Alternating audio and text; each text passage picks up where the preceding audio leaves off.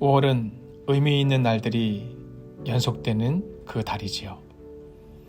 오늘은 여러분들과 함께 저에게 원로 장로님이 보내주신 글을 함께 나누어 보려 합니다. 평생을 일그러진 얼굴로 숨어 살다시피 한 아버지가 있었습니다.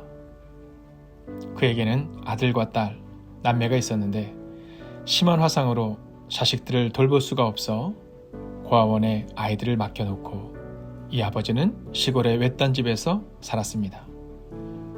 자녀들은 아버지가 자신들을 버렸다고 생각합니다. 그리고 원망하며 자라납니다. 어느 날 아버지라며 나타난 사람은 화상을 입어 얼굴이 흉하게 일그러져 있었고 손가락은 붓거나 없는 모습이었습니다. 저 사람이 나를 낳아준 아버지란 말이야? 자식들은 충격을 받았고 차라리 고아라고 생각했던 시절이 더 좋았다며 아버지를 외면해버립니다. 시간이 흘러 자식들은 성장하여 결혼을 하고 가정을 이루었지만 아버지는 여전히 사람들 앞에 모습을 나타내지 않으며 혼자 외딴 집에서 지냅니다. 그렇게 시간이 흐른 어느 날 자식들은 아버지가 돌아가셨다는 소식을 듣게 됩니다. 그동안 왕래도 없었고 아버지를 인정하지 않고 살았던 자식들이지만 아버지의 죽음 앞에서는 그들이 함께해야겠다라고 생각합니다. 슬픔이 있었기에 함께하는 것이 아니라 자신들을 낳아준 아버지의 죽음까지 외면할 수 없어서 시골의 외딴 집으로 향합니다. 외딴 집에서는 아버지의 차가운 죽음만이 기다리고 있었습니다.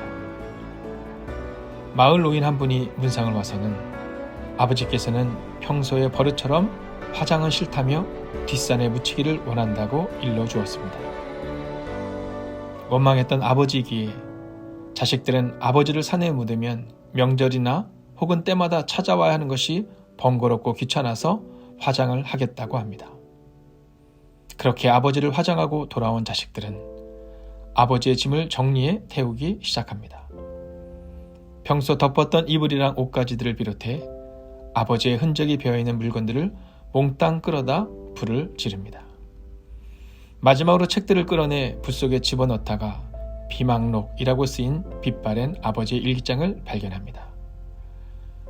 불길이 일기장에 막 붙는 순간 왠지 이상한 생각이 들어 얼른 꺼내 불을 끕니다. 그리곤 아직 연기가 나는 일기장을 한 장 한 장 넘겨가며 읽기 시작합니다. 그나들은 일기장을 읽다가 그만 눈물을 떨구며 통곡합니다. 일기장 속에는 아버지께서 보기 흉한 얼굴을 가지게 된 사연이 씌어 있었습니다. 아버지의 얼굴을 그렇게 만든 것은 바로 자녀들 자신들이었습니다. 우리들의 불장난 때문에. 일기장은 죽은 아내와 아이들에게 쓰는 편지로 끝이 납니다. 여보, 내가 당신을 여보라고 부를 자격이 있는 놈인지조차 모르겠어. 그날 당신을 업고 나오지 못한 날 용서하구려.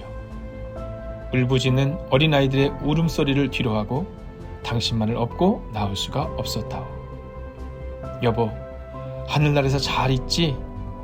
아버지로서 해준 것은 없지만 아이들은 잘 자라 한 일가를 이루었어. 내 당신 곁에 가면 다 이야기해 주리라. 이제 이승의 인연이 다한 것 같으오. 당신 곁으로 가면 너무 날 나무라지 말아주오. 그리고 이어지는 글에는 이렇게 쓰여 있었습니다. 보고 싶은 내 아들, 딸에게. 평생 너희들에게 아버지 역할도 제대로 못하고 이렇게 짐만 되는 삶을 살다가 가는구나. 염치 불구하고 한 가지 부탁이 있구나. 내가 죽거들랑 절대로 화장은 하지 말아다. 평생 밤마다 불에 타는 악몽에 시달리며 30년을 살았단다. 그러니 제발 화장은 하지 말아다. 뒤늦게 자식들은 후회하며 통곡하였지만 아버지는 이미 화장되어 연기로 사라진 뒤였습니다. 이 글은 세상에서 가장 아름다운 얼굴이란 제목의 글입니다. 자식을 위한 희생과 헌신으로 평생 사신 부모님의 사랑을 느끼게 하는 글이지요. 성경은 주 안에서 효도하라고 말합니다. 효는 하나님을 기쁘시게 하고 자손에게 귀한 유산을 남겨주게 된다라고 말합니다.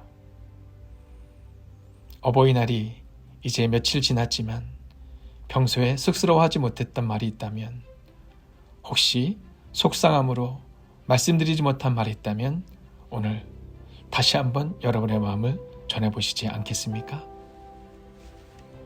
부모님의 사랑이 있었기에 지금 우리가 있습니다. 그 사실을 잊지 말아 주십시오. 그리고 오늘 이 글을 읽는 부모님들이 계시다면 젊은이들을 대신하여 여러분에게 고백합니다. 감사합니다. 고맙습니다. 사랑합니다.